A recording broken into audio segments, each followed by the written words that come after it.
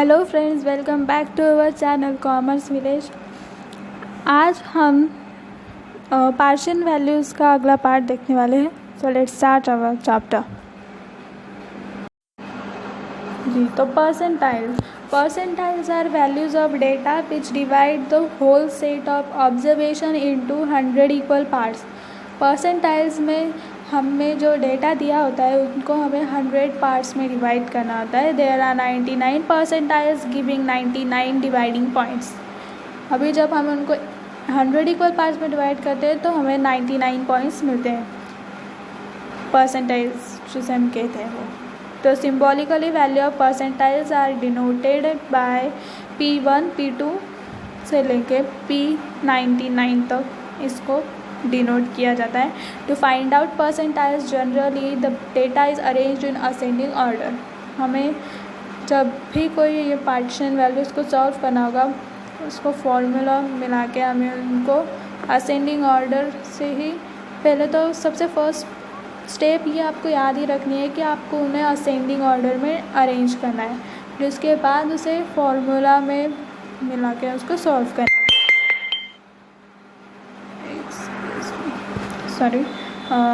फिर for calculating P1 to P99 for individual and discrete data we use the formula following formula.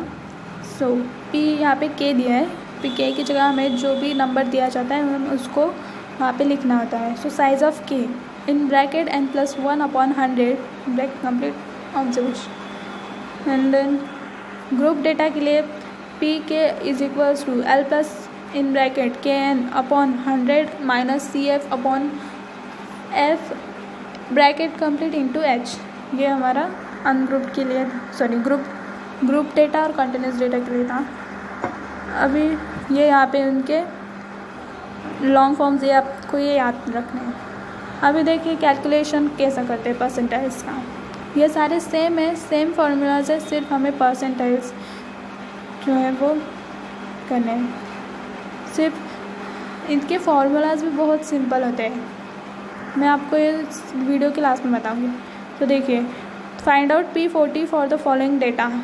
ये data जो है हम उसको डायरेक्टली असेंडिंग ऑर्डर में अरेंज कर लेते हैं। 8, 9, 10, 11, 12, 13, 14, 15, 16, 19।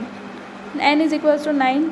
P40 is equals to size of 40 in bracket n+1/100 observation. P40 is equals to size of 40 in bracket n+1/100 observation.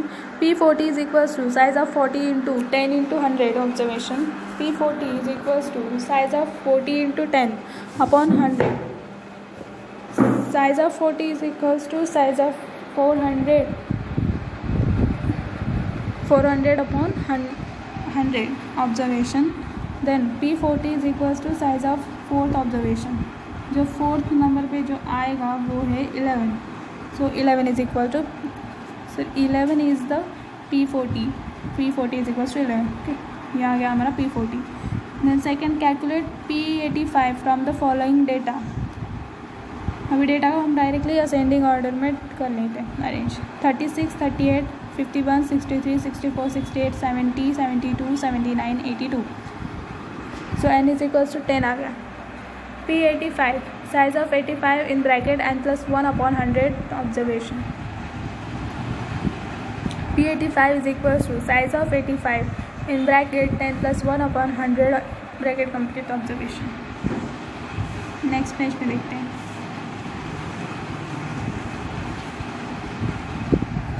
देखिए P85 size of 85 in bracket 11/100 observation. P85 is equals to size of 85 into 0.11 1 observation. P85 is equals to size of 9.35 observation. P85 is equals to size of, अभी ये point में answer आता है तो फिर वो completely 9 भी नहीं है और 10 भी नहीं है। तो इसको हमने 10th और 9th में से हम मतलब जो 10th वाला जो नंबर है उसको हम 9th वाले नंबर में से माइनस कर लेंगे। सो 82 और 79 था, सो उसको माइनस करके नीचे आंसर आता है 3। इन दोनों को माइनस करके आंसर आया है 3। फिर उसके बाद 79, नीचे की स्टेप है 79 प्लस 0.35 इंटू 3, सो 79 प्लस 1.05 आंसर आ गया। फिर उसको हम कैलकुलेट करेंगे तो नीचे उसको हम ऐड करके आंसर आता है 80.05। सो ये हमारा सॉल्व हो गया।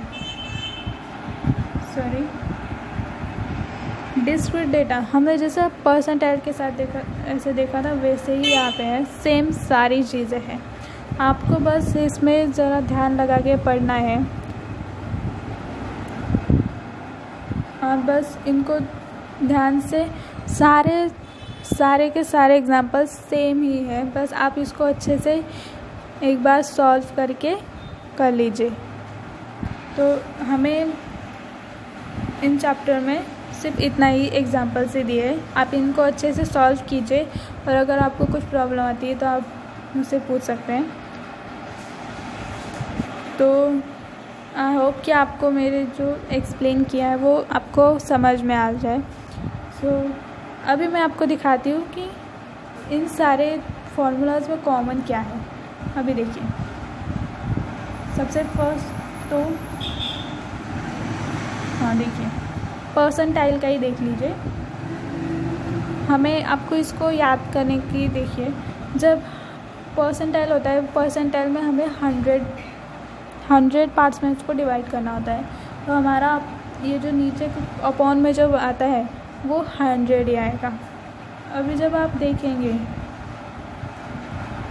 ये सॉरी, जब डेसिमल के बारे में देखेंगे तो देखिए हमेशा अपॉन में 10 आता है यहाँ पे, क्योंकि डेसिमल में हमें 10 इक्वल पार्ट्स करने होते हैं। और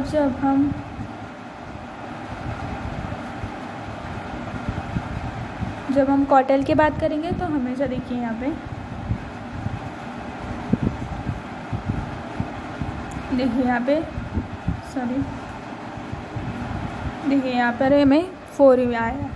तो ये मतलब क्योंकि क्वार्टाइल में हमें 4 इक्वल पार्ट्स करने होते हैं। तो ये एक छोटी छोटी चीज़ें होती है जो आपको बेसिकली इन चैप्टर्स में ध्यान से देखना है। बस अगर आप इनको समझ लेंगे तो आपको ये पूरा चैप्टर बहुत सिंपल लगेगा, इसमें कुछ भी हार्ड चीज़ नहीं है। सो आई होप कि आपको मेरा सिखाया हुआ जो एक्सप्लेन मैं कर रही हूँ आपको समझ में आ रहा हो। So thank you so much.